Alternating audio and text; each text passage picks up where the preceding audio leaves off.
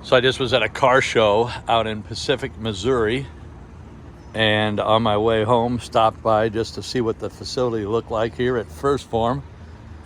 And they got a armored personnel carrier, pretty wild,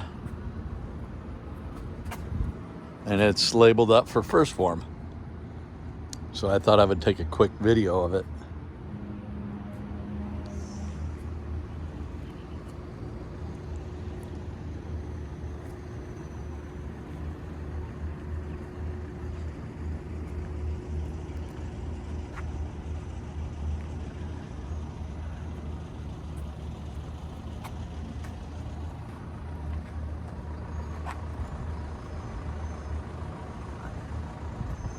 And then they got those Jeeps over there as well.